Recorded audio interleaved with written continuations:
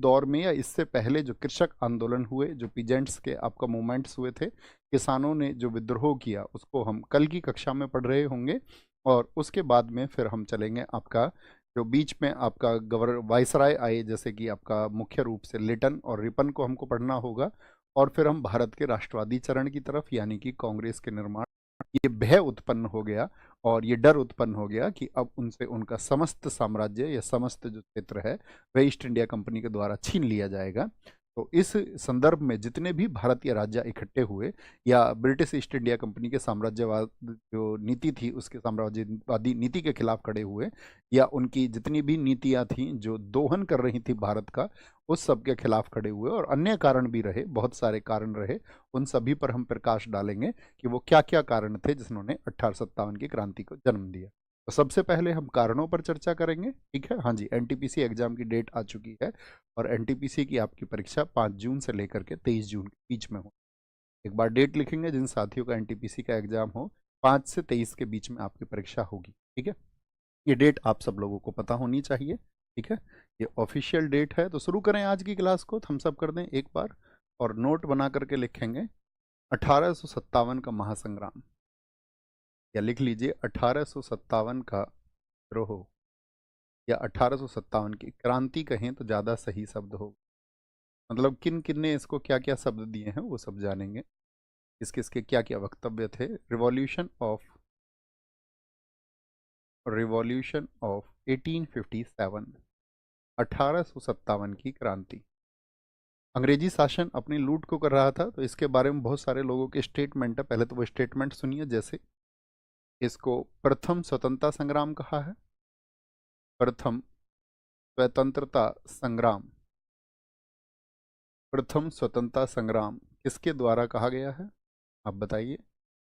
इसको प्रथम स्वतंत्रता संग्राम वीडी सावरकर ने कहा है। वीडी सावरकर, विनायक दामोदर सावरकर ने कहा है, वीडी सावरकर ने, ठीक है। First freedom struggle. पहले इन स्टेटमेंट्स को आप अपनी कॉपी में नोट करें, फिर चर्चा करें। फर्स्ट फ्रीडम स्ट्रगल किसने कहा है, वीडी सावरकर ने कहा है, वीडी सावरकर ने कहा है। दूसरा स्टेटमेंट जो इसका आता है वो है, ना तो ये पहला इसको माना गया है, ना पहला, ना राष्ट्रीय, ना तो इसको पहला ही कहा जाएगा क्योंकि इससे पहले बहुत सारे कृषक आंदोलन हो चुके थे, ना राष्ट्रीय, और ना ही स्वतंत्रता संग्राम था ये, और ना ही स्वतंत्रता संग्राम, स्वतंत्रता संग्राम। ये कथन दिया है आपका, किसने ये कथन दिया है, आपका आरसी मजूमदार।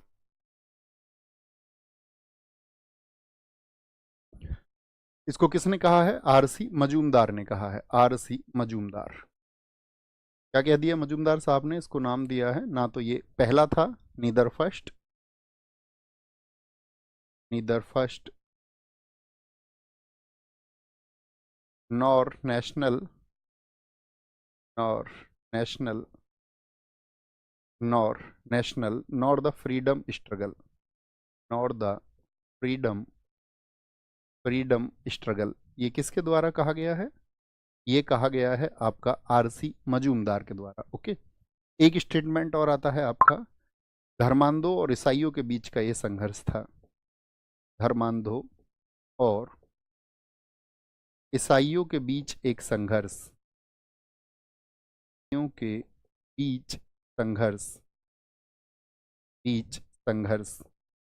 ये इस तरह का स्टेटमेंट दिया है आपका, यानी कि ये हो गया आपका conflict between, conflicts between religious fanatics, religious fanatics, दोनों लैंग्वेज में नोट्स बनाए करें आप भी, religious fanatics and Christians, Christians. एक ब्रिटिश इतिहासकार हुए जिसका नाम है L E R रीस, लेना आप LER रीस, LER रीस ने ये कहा है। एक स्टेटमेंट आता है, यह सभ्यता और बर्बरता के बीच युद्ध था। इन सभी स्टेटमेंट्स पर गौर देना। यह सभ्यता, बहुत पूछे जाते हैं परीक्षा में, किसने कहा था, सभ्यता और बर्बरता के बीच बीच एक युद्ध या संघर्ष था। ये किसने कहा है? संघर्ष था, यानी कि इसको हम कह सकते हैं struggle between civilisation and barbarism. ये स्टेटमेंट है टी आर होम्स का। और एक स्टेटमेंट आपका आता है कि इसको एक षड्यंत्र कह दिया था। 1857 की क्रांति क्रांति क्रांति एक षड्यंत्र थी। यानी हम कह सकते हैं revolution of 1857, the revolution was a conspiracy. ये स्टेटमेंट दिया है आपका आउटरम टेलर ने। आउटरम टेलर को आपने पढ़ा था, बताइए आउटरम टेलर कहाँ पर आपने पढ़ा है? हमने आपको बताया था जब अवध पर माल एडमिनिस्ट्रेशन के एलिगेशंस लगाए गए थे, तभी वहां पर सिलीमैन की तबीयत खराब होने के बाद में जब उसने अपना इस्तीफा दे दिया तो उसके बाद में आउटरम को रिपोर्ट के लिए चयनित किया गया था। ओके, तो यहां पर बताएं, एक बार इन स्टेटमेंट को देखें। तो वीडी सावरकर ने इसको कहा प्रथम स्वतंत्रता संग्राम, और वीडी सावरकर ने और भी अन्य बातों पर प्रकाश डाला, जिनमें से प्रमुख थी वीडी सावरकर ने कहा है कि उस समय के जो ब्रिटिश अधिकारी थे और जो भारतीय सेना थी, अगर मैं आपको बताऊं इस समय 1857 की क्रांति के समय पर भारत की सेना कैसे थी, तो भारतीय सैनिकों को ये भर्ती करते थे निचले पदों पर, यस और नो? तो जो इंडियन सोल्जर्स थे उनकी संख्या थी आपका 2,25,000। वैसे तो 2,23,000 थी, लेकिन 2.25 लाख एक हम मोटे तौर पर आइडिया ले सकते हैं। और जो ब्रिटिश सोल्जर्स थे यहाँ पर, जो ब्रिटिश सैनिक थे उनकी संख्या थी 45,000। रूल यही लोग कर रहे थे, और भारतीय सैनिक इनमें ज़्यादा होते थे लेकिन निम्न पदों पर होते थे, निचले पदों पर होते थे। तो यहाँ पर एक बात पर प्रकाश और डाला वीडी सावरकर। उन्होंने कहा कि ब्रिटिश अधिकारी अपनी परेड के दौरान में बहुत सारी जगह पर पैगंबर और राम के खिलाफ शब्द बोलते थे और उनको गाली सूचक शब्द दिया करते थे, और साथ में सैनिकों को भी प्रेरित करते थे इस तरह की, और सैनिकों के सामने ही इस तरह के वक्तव्य उनके होते थे। ठीक है, तो प्रथम स्वतंत्रता संग्राम उन्होंने कहा। ना तो इसको पहला माना कि भाई इससे पहले बहुत सारी जगह पर संघर्ष हुए आपका किसानों के, ना इसको राष्ट्रीय कहा गया, और ना ही स्वतंत्रता संग्राम आरसी मजूमदार ने। यहाँ पर ये जो आपका एलियार रीस कहता है धर्मांधों और ईसाइयों के बीच संघर्ष, धर्मांध इसने किसको कहा? धर्म का अंधा होना, इस बात का क्या मतलब होता है? यानी कि जब कोई एक धर्म का व्यक्ति दूसरे धर्म में बहुत सारी बुराइयां या उसमें सिर्फ और सिर्फ आलोचना ढूंढने लगे तो वह उसको धर्मांध कहने लग जाता है। तो ये धर्मांध किसको कह रहे थे? उस समय भारत में जो हिंदू और मुसलमान थे उनको ये बोल रहे थे धर्मांध। और ईसाई, मैंने आपको कहा इनके ऊपर मैंने कल आपको एक थ्योरी बताई थी, उस थ्योरी का क्या नाम है?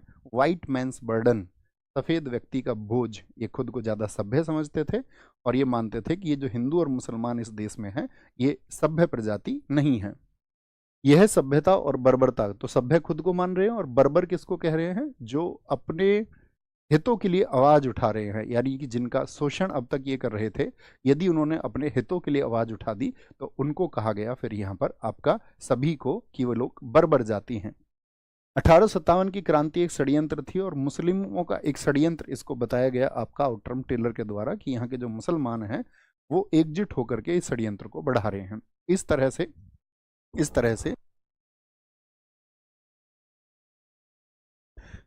से ये बातें बढ़ाई गई। बात समझेंगे? कोई दिक्कत? अच्छा, एक बात आती है, इसको सिपाही म्यूटिनी किसने कहा था? सिपाही म्यूटिनी, सहन साहब एक इतिहासकार हैं, इसको उन्होंने बोला सिपाही म्यूटिनी, एक सैनिक विद्रोह था। ये भी एक अच्छा कथन है, सिपाही म्यूटिनी। ये सेन थे जिन्होंने कहा था, और सेन को ही जिम्मेदारी दी गई थी कि 1857 का जो संग्राम है उसके ऊपर वो इतिहास को लिखे। ठीक है, इतिहास को लिखे। ठीक है, तो इस तरह से वो जानकारी उनको दी गई थी।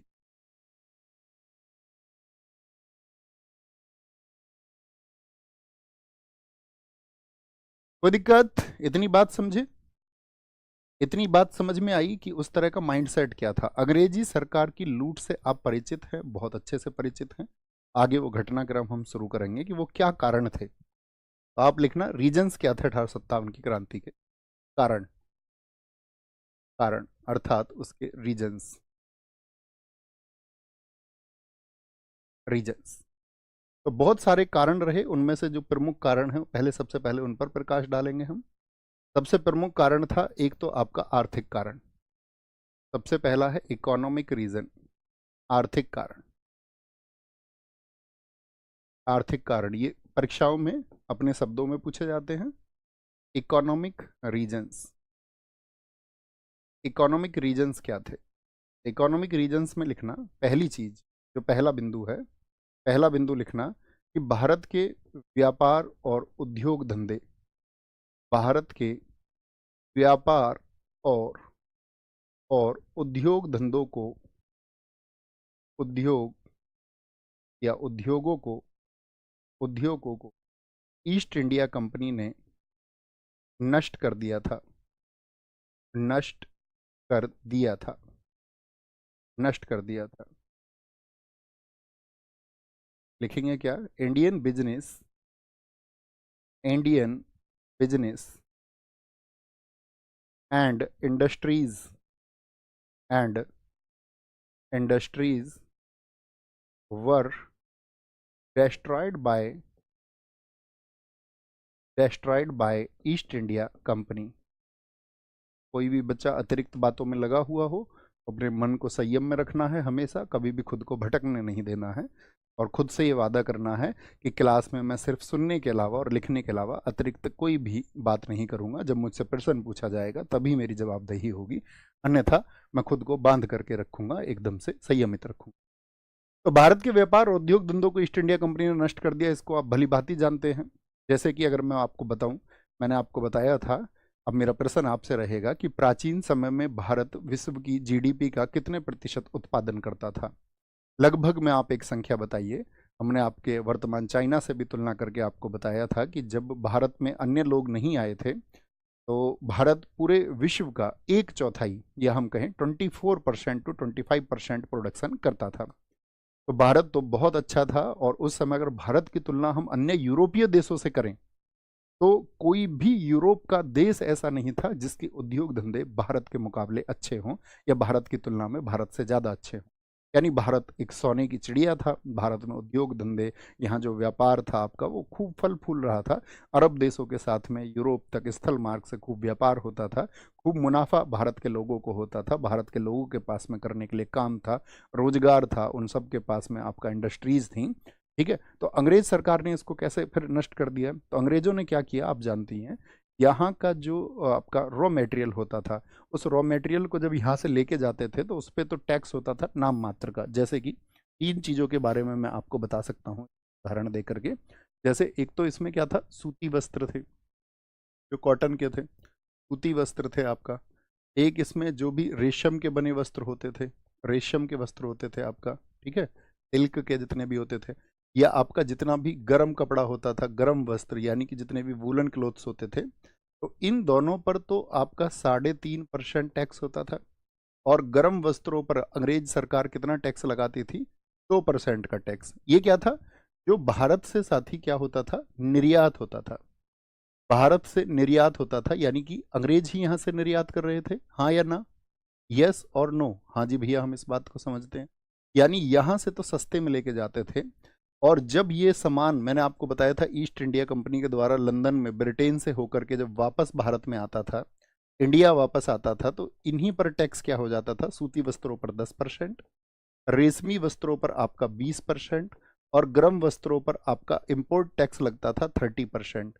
तो कैसे भारतीयों से एक लूट हो रही थी, और कैसे भारतीयों ने अपने इन वस्त्रों के काम को करना छोड़ दिया और त्याग दिया, या यूं कहें तो लाखों लोग इस देश में बेरोजगार हो गए। लाखों लोगों के बेरोजगार होने की स्थिति में अब उनके पास में एक विद्रोह जैसी भावना ही आएगी। यदि आप किसी से उसका रोजगार छीन लेंगे तो फिर वो कल को विद्रोह करेगा, या उसके संसाधनों को आप छीन लेंगे तो उसके मन में आपके प्रति एक द्वेष की भावना पैदा होगी। हाँ या ना? हाँ या ना बताएंगे सारे लोग? सारे लोग जवाब देंगे। दूसरा बात, दूसरी क्या बात थी? दूसरा था इसमें लिखना प्रशासनिक कारण, प्रशासनिक कारण। सबसे प्रमुख कारणों पर बात करेंगे।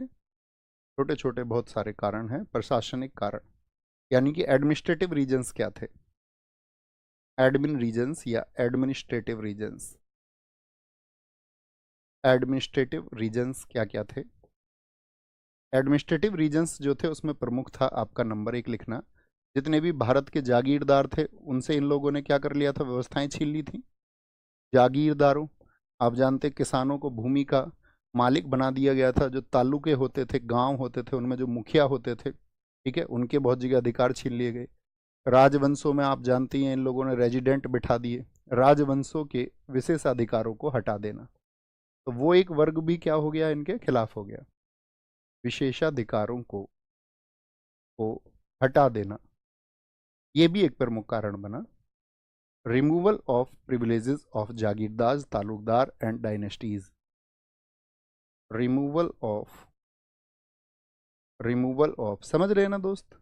हाँ भैया, एक एक वर्ग देखेंगे आप, एक तो मजदूरों का वर्ग इन्होंने खिलाफ कर दिया यहाँ पर, और अभी जागीरदारों का, privileges of jagirdars, jagirdars, talukdars, talukdars and dynasties, dynasties, राजवंशों के अधिकारों को जब इन्होंने छीना, ठीक है, एक कारण तो ये हुआ प्रशासनिक कारण। दूसरा, हमारे यहाँ के लोग फारसी भाषा को जानते थे। मैंने कहा हमारे यहाँ पर जो भाषा चलती थी उस समय पर, जैसे आपका भारत में आपका दिल्ली सल्तनत रही मुख्य स्थानों पर, आपका फिर बाद में मुगलों का एम्पायर बहुत बड़ा हो गया, तो मुगलों की भाषा कौन सी थी, जरा आंसर करें, मुगलों की भाषा कौन सी थी, तो सबका आंसर आएगा फारसी। तो उस समय पर भारत में क्या था, जगह जगह पर एक तो संस्कृत, अरबी और फारसी, ये 3 भाषाएं ऐसी थी जो प्रचलन में थी। और अंग्रेजों ने क्या बोल दिया, जब मैकाले आया, हमने कल आपको बताया, मैकाले ने क्या कर दिया, या आपका जो कोर्ट की भाषा थी उसको बदल करके बेंटिक के समय पर क्या कर दिया गया आपका, तो उन सबको बदल करके आपका कर दिया गया भैया अंग्रेजी। तो जो जनमानस था उसको तो वो प्रोसेस समझ में नहीं आया, उसकी अंग्रेजी भाषा पर कोई ऐसी पकड़ ही नहीं थी, तो इससे भी एक विद्रोह हुआ। ये भी एक प्रशासनिक कारण माना जाता है। फारसी भाषा के स्थान पर, फारसी भाषा के स्थान पर अंग्रेजी भाषा, स्थान पर अंग्रेजी भाषा, अंग्रेजी भाषा, English language, English language instead of Persian, instead of Persian, यानी पर्शियन भाषा की जगह इन्होंने, तो एक विद्रोह पैदा होगा या नहीं होगा, हाँ या ना, आप बताइए, एक विद्रोह पैदा होगा या ना होगा, आप कहेंगे हाँ जी। बहुत बढ़िया, बहुत अच्छा समझ रहे हैं स्टूडेंट, एकदम सही जवाब आपने दिया है जी भैया, एक लैंग्वेज भी एक रीजन रहा। तीसरा, तीसरा सबसे प्रमुख कारण था धार्मिक और सामाजिक कारण, धार्मिक और सामाजिक कारण। 1857 की क्रांति हम पढ़ रहे हैं, उसके धार्मिक और सामाजिक कारण क्या थे, religious and social reasons, religious and social social reasons क्या थे।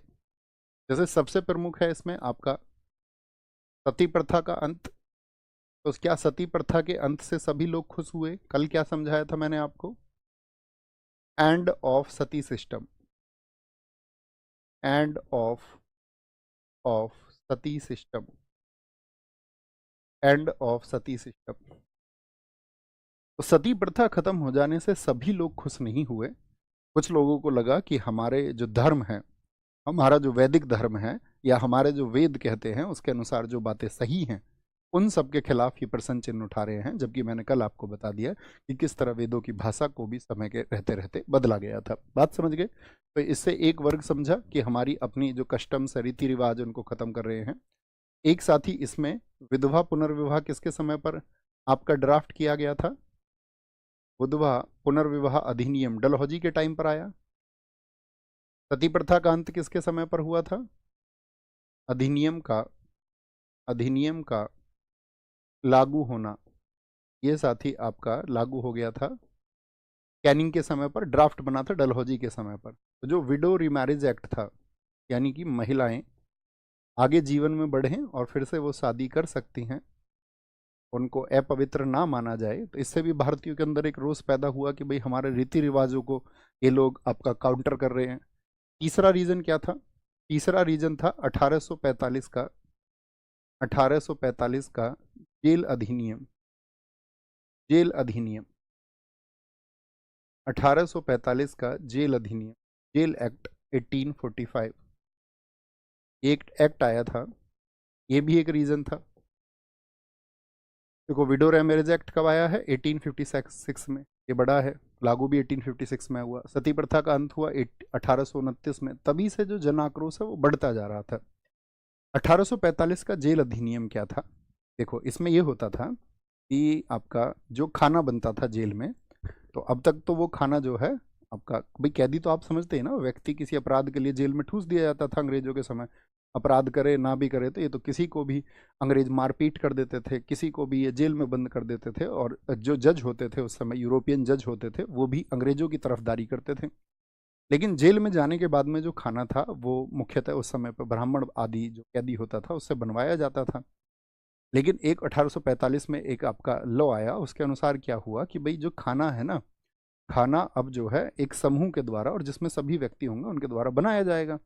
अब आप सोचिए प्राचीन भारत में क्या रहा होगा। प्राचीन भारत में तो ये रहा कि अगर किसी और के यहाँ का खाना आपने खा लिया तो आपकी जाति जो है वो भ्रष्ट हो जाएगी, या किसी निम्न वर्ग के व्यक्ति के द्वारा बना खाना आपने खा लिया तो आपकी जाति भ्रष्ट हो जाएगी। इस तरह की जो मानसिकता लोगों के अंदर खूब मतलब बलबती थी, बहुत जोर शोरों से उनके अंदर निवास करती थी। तो अब क्या होगा जब ये नियम आया कि भाई खाना अब सब बनाएंगे? तो 1845 में ये हुआ कि कोई व्यक्ति जो जेल से छुट करके आता था, अगर एक गरीब व्यक्ति हुआ करता था तो उसका सामाजिक बहिष्कार हो जाता था, उसको उसकी जाति से बहिष्कृत मान लिया जाता था कि इसने जो अंदर खाना खाया है वो अन्य व्यक्तियों के द्वारा बना हुआ खाना खाया है। तो इस सब का कारण कौन है? इस सब का कारण हम थे या ईस्ट इंडिया कंपनी थी? आप मुझे बताएं एक बार। तो आप कहेंगे कि भैया इस तरह की चीजें चल रही थी। 1845 का जेल अधिनियम हो गया, एक कारण था। एक प्राचीन समय में मैं आपको ले जाना चाहूंगा। मैं आपसे पूछूंगा भारत में ईसाई पादरियों को आने की छूट किस एक्ट से मिली थी? जो ईसाई मिशनरी यानी ईसाई धर्म प्रचारक भारत में आ सकते थे तो उसकी छूट जो मिली थी, तो आपको याद होगा 1813 का एक्ट। 1813 के एक्ट में क्या कहा गया था? ईसाई मिशनरी अब भारत आ सकते हैं अपने धर्म प्रचार के लिए, और सारा जो गुड़ गोबर किया भारत की सभ्यता का वो किया इन ईसाई मिशनरियों ने। ईसाई मिशनरी का भारत आगमन, भारत आगमन। अब इन्होंने बहुत सारे बहाने ढूंढे। अब इनका मुख्य उद्देश्य क्या था कि भाई कैसे भी करके यहाँ पर जो हिंदू और मुसलमान है इन सभी को ईसाइयत में बदलना है। इनका मुख्य टारगेट था कि कैसे भी करके भारत को जो है एक ईसाई देश बनाना है, और ईस्ट इंडिया कंपनी इसके लिए आतुर थी। तो यहाँ पर जितने भी ईसाई मिशनरी आए उन्होंने खूब खुले तौर पर आपका हिंदू मुस्लिम आलोचना शुरू की। हिंदू धर्म के ऊपर उन्होंने सवाल खड़े करने शुरू किए, यहाँ के अंधविश्वासों के ऊपर उन्होंने सवाल खड़े करने शुरू किए, यहाँ के आपका। और सही भी था, कुछ अंधविश्वास थे, और आप किसी व्यक्ति को तार्किक रूप से उस अंधविश्वास के बारे में बताएंगे तो आप समझेंगे, या सभी लोग समझेंगे कि हाँ ये तो अंधविश्वास है। तो जो भोला वाला व्यक्ति है वह आकर्षित हो जाता है दूसरी तरफ। ऐसे ही मुस्लिम धर्म में जो भी आपका चीज़ें थी उन सब के ऊपर इन्होंने काउंटर किया। और कहने का मतलब है हिंदू मुस्लिम दोनों धर्मों की आलोचना इन्होंने बड़े स्तर पर शुरू कर दी, खुले मंचों से। जैसे कि मैं आपसे बताऊं, जैसे हम अभी अंधविश्वास के ऊपर बात कर रहे थे, तो अंधविश्वास तो आप समझते होंगे, यानी कि एक ऐसा विश्वास जिसका कोई तर्क ना हो, उसी को हम अंधविश्वास कहते हैं। जैसे मैं एक रिपोर्ट पढ़ रहा था, मैं आपको बताऊं, तो उस रिपोर्ट में मैंने पढ़ा कि जो भारत में, या WHO के अनुसार, पहले रिपोर्ट पर हमने जब डाटा पढ़ा तो WHO के अनुसार ये था कि पूरी दुनिया में लगभग 1.25 लाख के करीब लोग ऐसे हैं जो सांप के काटने से जिनकी मौत हुई पिछले वर्षों में। और अगर पिछले वर्ष की हम बात करें तो पिछले वर्ष जो मौत हुई सांप के काटने की वजह से, उन मौत का जो आंकड़ा है, डेथ का आंकड़ा है ऑल ओवर द वर्ल्ड, वो है 81,000। और उसमें भारत में जो मौत हुई हैं आपका, उसमें से 80% लगभग, नहीं पिछले वर्ष 81,000, उससे पिछले वर्ष था, पिछले वर्ष की अगर हम बात करें तो उसमें डेटा था वो आपका लगभग 63,000 ऑल ओवर वर्ल्ड। लेकिन उसमें से 80% यानी 50,000 के आसपास मौत भारत में पिछले वर्षों में। अब भारत में जो सांप के काटने की वजह से मौत होती है उसका सबसे बड़ा रीजन आप क्या समझते हैं? तो आप समझेंगे कि सबसे बड़ा रीज़न है उसमें कि लोग आज भी इस मानसिकता के शिकार हैं कि जिसको सांप ने काट लिया है उसको किसी सपेरे के पास ले जाओ। अभी तो हालांकि लोग थोड़े से अवेयर हुए हैं, बहुत जगह मेडिकल फैसिलिटीज़ हैं तो लोग अस्पताल ले जाते हैं, नहीं तो कहाँ ले जाते हैं, किसी बाबा के पास ले जाते हैं, किसी सपेरे के पास ले जाते हैं कि वो इसको दूर कर देंगे।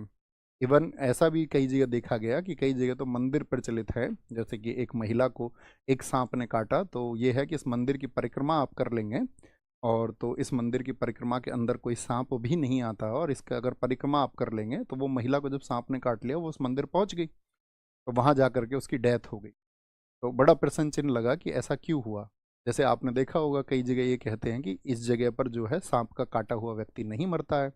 ये सुनी होंगी आपने इस तरह की कहानी या नहीं सुनी?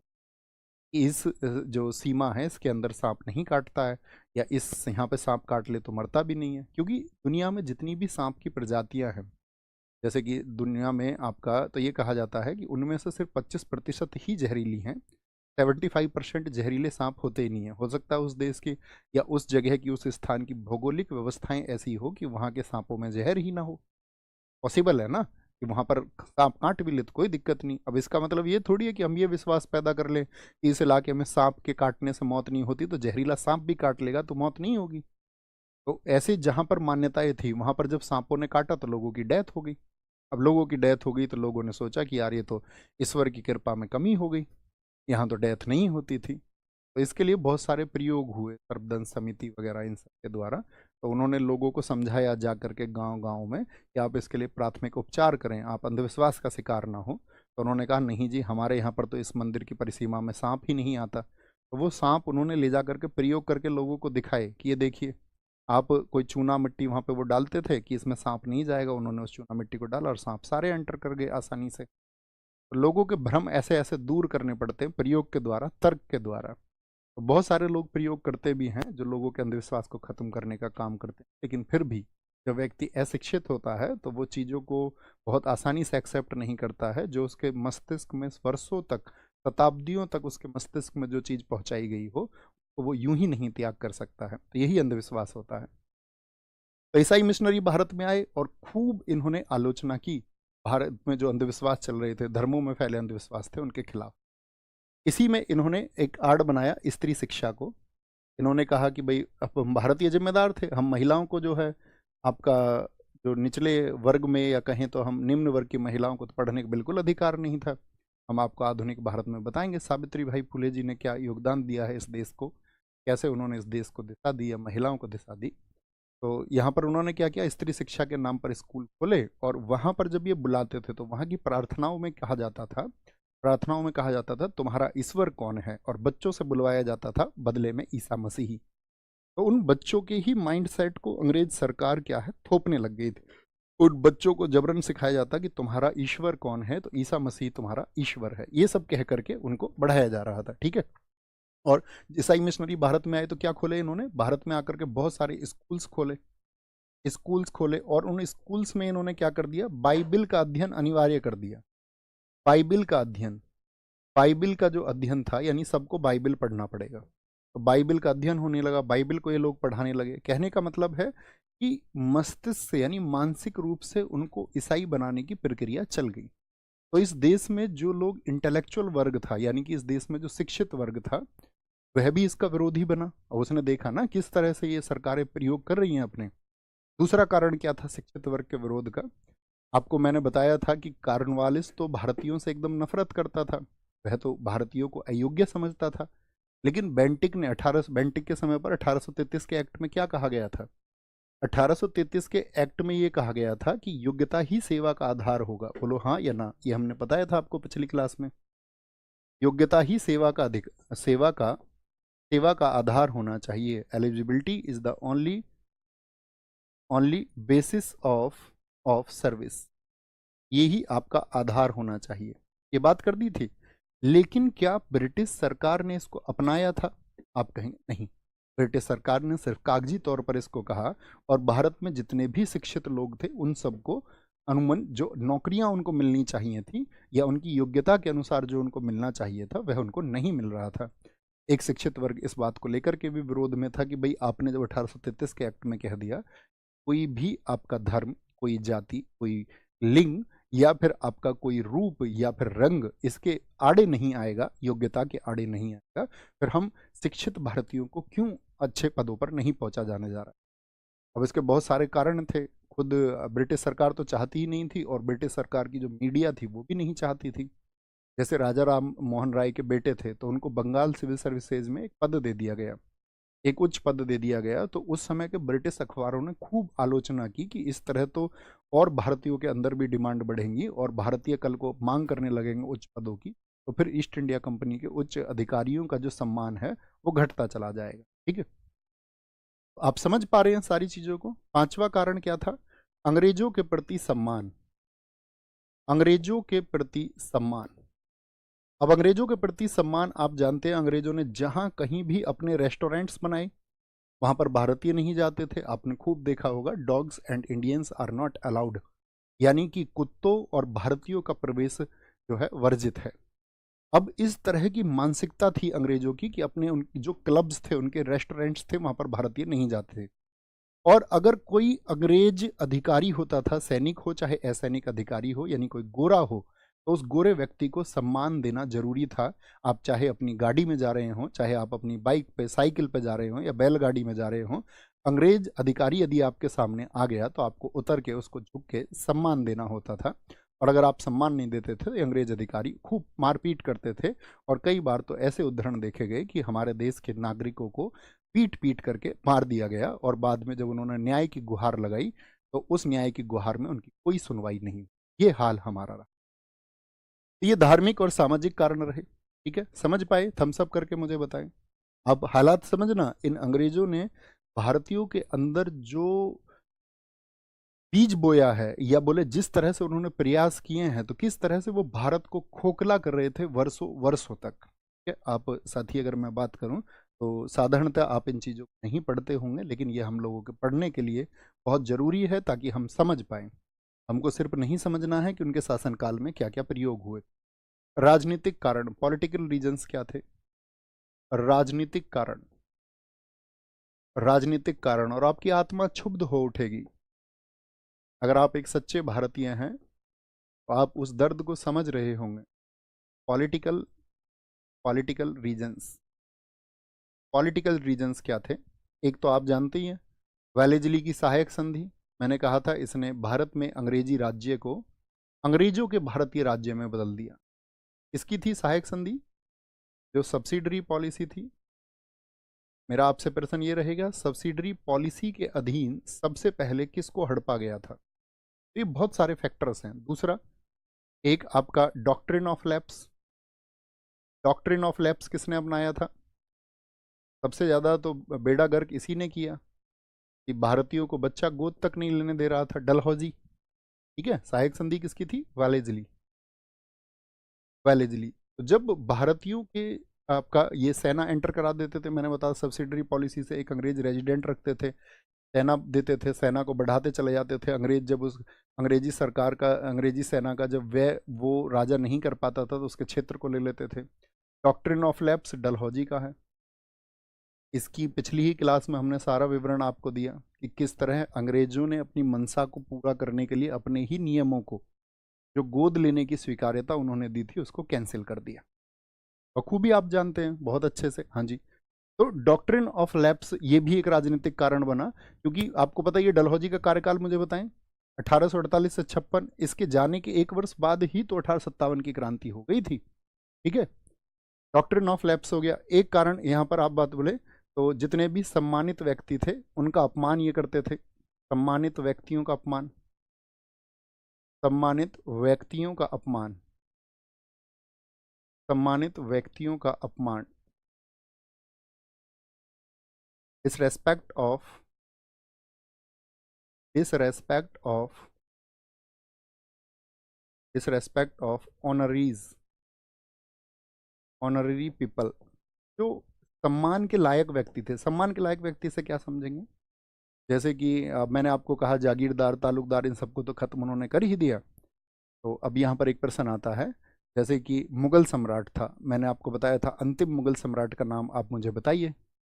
अंतिम मुगल सम्राट जिसने 1837 से 1857 तक शासन किया था, उसका नाम है बहादुर शाह जफर। अब बहादुर शाह जफर या बोले तो जो मुगल शासक थे वो सब आपका रहते थे लाल किले में। तो लाल किले में आपका जब कैनिंग आया, कैनिंग कैनिंग डलहौजी के बाद में आएगा, हम आपको पढ़ाएंगे कैनिंग। 1856 से लेकर के डलहौजी के जाने के बाद में कैनिंग आया था 1856 से 62, यानी कि जब आपका 1857 का संग्राम हुआ तो कैनिंग भारत में वायसराय था। दोनों के वर्ष आप याद रख लेना, इस समय बहुत महत्वपूर्ण घटनाक्रम हुए हैं।